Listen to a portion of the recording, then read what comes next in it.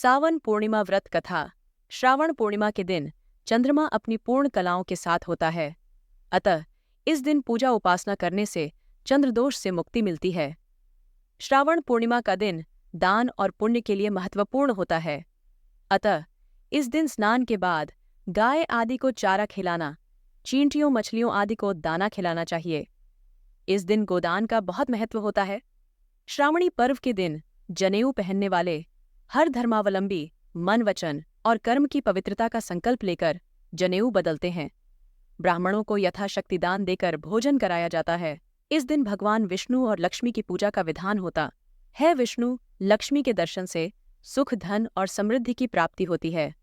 इस पावन दिन पर भगवान शिव, विष्णु, महालक्ष्मी और हनुमान को रक्षा सूत्र अर्पित करना चाहिए। रक्षाबंधन का त्योहार भी श्रावण मास की पूर्णिमा के दिन मनाया जाता है। इसे सावनी या सलून भी कहते हैं। रक्षाबंधन राखी या रक्षा सूत्र का रूप है। इस दिन बहनें अपने भाइयों की कलाई पर राखी बांधती हैं, उनकी आरती उतारती हैं और इसके बदले में भाई अपनी बहन को रक्षा का वचन देता है और उपहार स्वरूप उसे भेंट भी देता।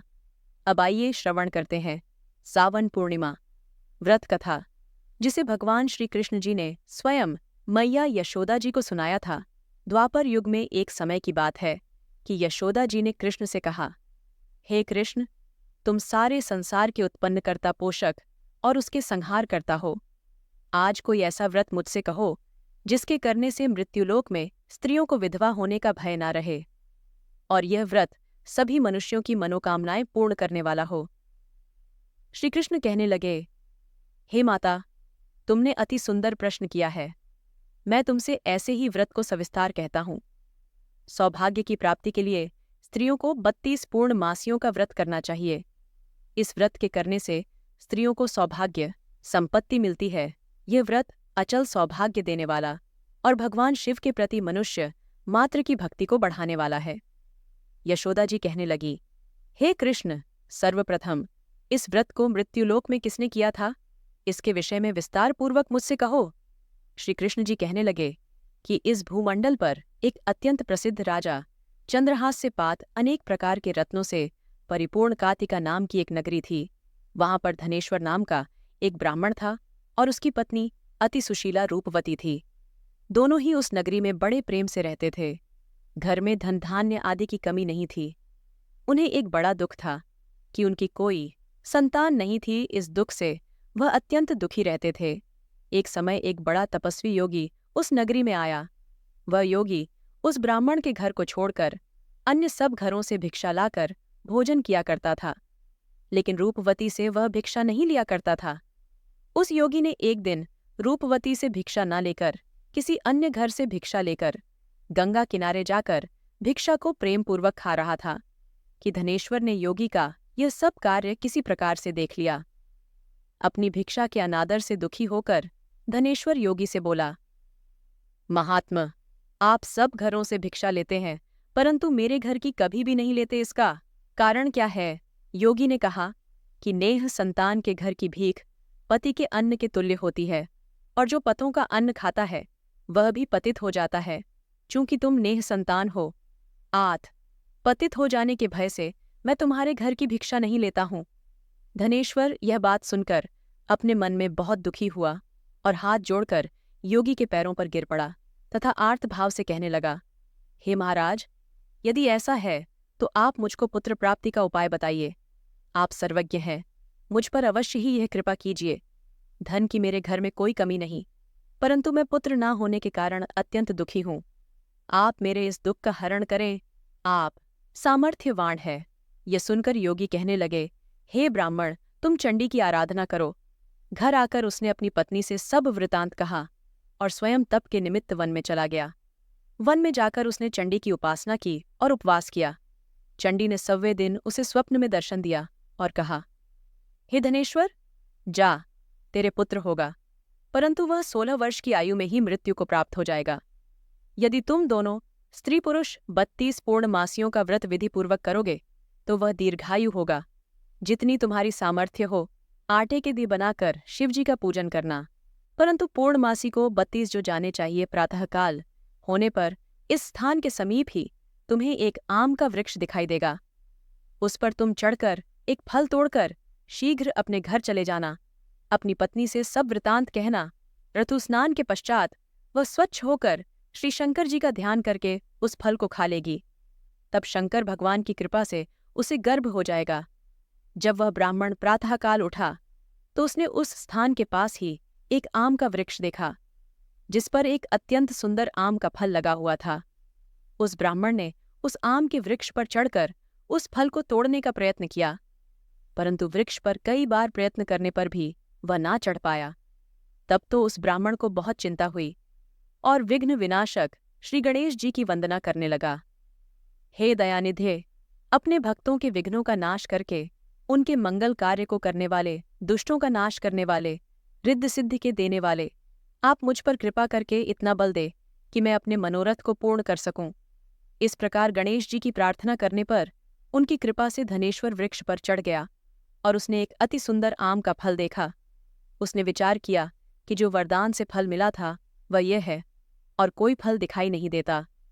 उस धनेश्वर ब्राह्मण ने जल्दी से उस फल को तोड़कर अपनी पत्नी को दिया और उसकी पत्नी ने अपने पति के कणा उस फल को खा लिया और वह गर्भवती हो गई।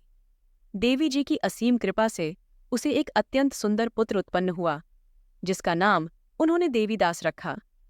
माता पिता के हर्ष और शोक के साथ वह बालक शुक्ल पक्ष के चंद्रमा की भांति अपने पिता के घर में बढ़ने लगा।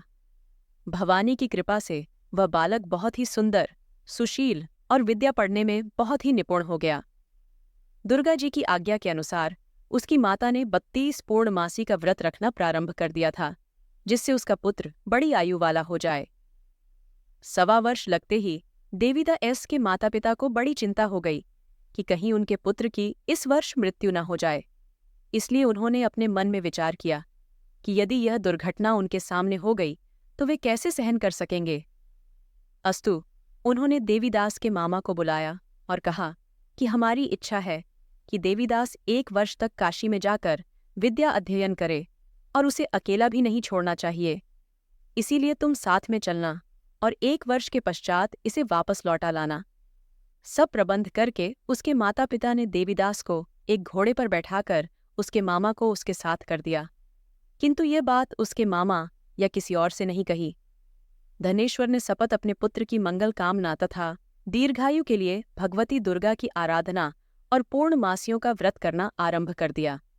इस प्रकार उन्होंने 32 पूर्णमासी का व्रत पूरा किया।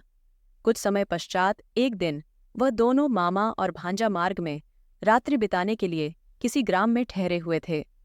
उस दिन उस गांव में एक ब्राह्मण की अत्यंत सुंदर, सुशील, विदुषी और गुणवती कन्या का विवाह होने वाला था। जिस धर्मशाला के अंदर वह और उसकी बारात ठहरी हुई थी, उसी धर्मशाला में देवीदास और उसके मामा भी ठहरे हुए थे। संयोगवश कन्या को ते आदि चढ़ाकर मंडप आदि का कृत्य किया गया तो लग्न के समय वर को धनुर्वात हो गया।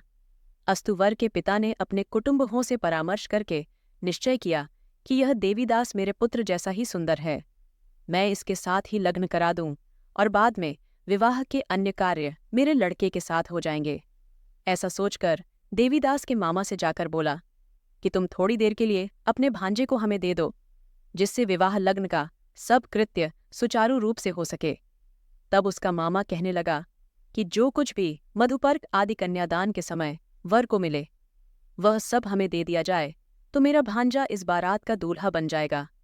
ये बात अव के पिता ने स्वीकार कर लेने पर उसने अपना भांजा वह बनने को भेज दिया और उसके साथ सब विवाह कार्य रात्रि में विधिपूर्वक संपन्न हो गया।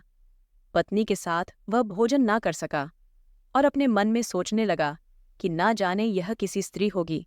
वह एकांत में इसी सोच में गर्म श्वास छोड़ने लगा तथा उसकी आंखों में आंसू भी आ गए।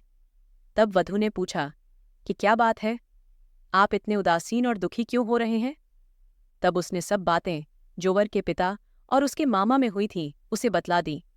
तब कन्या कहने लगी कि यह ब्रह्मा विवाह के विपरीत हो कैसे सकता है देव?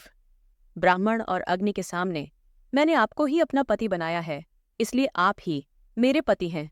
मैं आपकी ही पत्नी रहूंगी, किसी अन्य की कदापि नहीं। तब देवीदास ने कहा, ऐसा मत करिए, क्योंकि मेरी आयु बहुत थोड़ी है। मेरे पश्चात आपकी क्या गति होगी? इन बातों को अच्छी तरह विचार लो परंतु वह दृढ़ विचार वाली थी। बोली कि जो आपकी गति होगी वही मेरी गति होगी। हे स्वामी, आप उठिए और भोजन करिए, आप निश्चय ही भूखे होंगे। इसके बाद देवीदास और उसकी पत्नी दोनों ने भोजन किया तथा शेष रात्रि वे सोते रहे। प्रातःकाल देवीदास ने अपनी पत्नी को 3 नगों से जड़ी हुई एक अंगूठी दी, एक रुमाल दिया और बोला, हे प्रिय, इसे लो और संकेत समझकर स्थिरचित्त हो जाओ। मेरा मरण और जीवन जानने के लिए एक पुष्प वाटिका बना लो, उसमें सुगंधि वाली एक नवमल्लिका लगा लो, उसे प्रतिदिन जल से सींचा करो और आनंद के साथ खेलो, कूदो तथा उत्सव मनाओ। जिस समय और जिस दिन मेरा प्राणा होगा, यह फूल सूख जाएंगे और जब यह फिर हरे हो जाएं, तो जान लेना कि मैं जीवित हूँ। ये बात निश्चय करके समझ लेना, इसमें कोई संशय नहीं है। ये समझा करवा चला गया।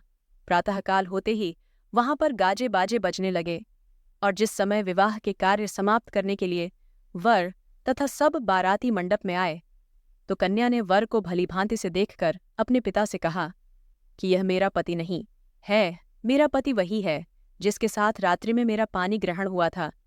इसके साथ मेरा विवाह नहीं हुआ है। यदि यह वही है तो बताए कि मैंने इसको क्या दिया।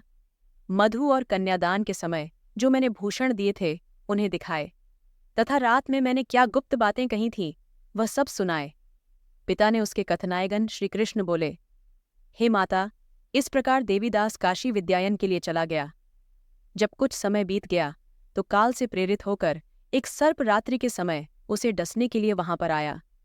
उस विषधर के प्रभाव से उसके शयन का स्थान चारों ओर से विष की ज्वाला से विषैला हो गया, परंतु व्रतराज के प्रभाव से उसे काटने नहीं पाया, क्योंकि पहले ही उसकी माता ने 32 पूर्णिमा का व्रत कर रखा था। इसके बाद मध्याह्न के समय स्वयकाल वहां पर आया और उसके शरीर से उसके प्राणों को निकालने का प्रयत्न करने लगा, जिससे वह मूर्छित होकर पृथ्वी पर गिर पड़ा। भगवान की कृपा से उसी समय पार्वती जी के साथ श्री शंकर जी वहां पर आ गए।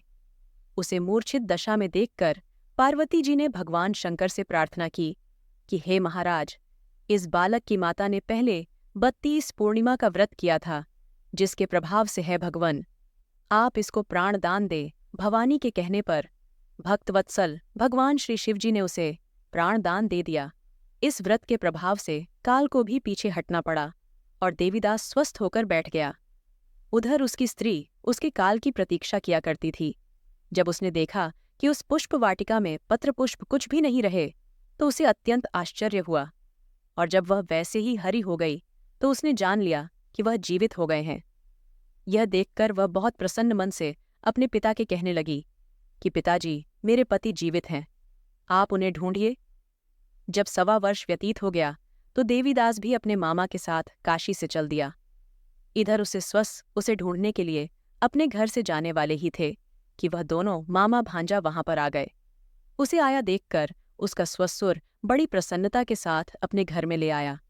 उस समय नगर के निवासी भी वहां इकट्ठे हो गए और सबने निश्चय किया कि अवश्य ही इसी बालक के साथ इस कन्या का विवाह हुआ था। उस बालक को जब कन्या ने देखा तो पहचान लिया और कहा कि यह तो वही है जो संकेत करके गया था। तदुपरांत सभी कहने लगे कि भला हुआ जो यह आ गया, और सब नगरवासियों ने आनंद मनाया। कुछ दिन बाद देवीदास अपनी पत्नी और मामा के साथ अपने ससुर के घर से बहुत सा उपहार लेकर अपने घर के लिए प्रस्थान किया। जब वह अपने गांव के निकट आ गया तो कई लोगों ने उसे देखकर उसके माता पिता को पहले ही जाकर खबर दे दी कि तुम्हारा पुत्र देवीदास अपनी पत्नी और मामा के साथ आ रहा है। ऐसा समाचार सुनकर पहले तो उन्हें विश्वास ही नहीं हुआ, किंतु जब और लोगों ने भी आकर उनकी बात का समर्थन किया तो उन्हें बड़ा आश्चर्य हुआ। लेकिन थोड़ी देर में देवीदास ने आकर अपने माता पिता के चरणों में अपना सिर रखकर प्रणाम किया और उसकी पत्नी ने अपने सास ससुर के चरणों को स्पर्श किया, तो माता पिता ने अपने पुत्र और पुत्रवधू को अपने हृदय से लगा लिया और दोनों की आंखों में प्रेमाश्रय चले। अपने पुत्र और पुत्रवधू के आने की खुशी में धनेश्वर ने बड़ा भारी उत्सव किया और ब्राह्मणों को भी बहुत सी दान दक्षिणा देकर प्रसन्न किया। श्री कृष्ण जी कहने लगे कि इस प्रकार धनेश्वर 32 पूर्णिमा के व्रत के प्रभाव से पुत्रवान हो गया। जो भी स्त्रियां इस व्रत को करती हैं वे जन्म जन्मांतर में वैधव्य का दुख नहीं, भोग और सदैव सौभाग्यवती रहती हैं। यह मेरा वचन है, इसमें कोई संदेह नहीं मानना। यह व्रत पुत्र पौत्र को देने वाला तथा संपूर्ण मनोकामनाओं को पूर्ण करने वाला है। 32 पूर्णिमा के व्रत करने से वृत्ति की सब इच्छाएं भगवान शिवजी की कृपा से पूर्ण हो जाती हैं। हर हर महादेव। अगर वीडियो पसंद आई तो हमारे चैनल को सब्सक्राइब करें। धन्यवाद।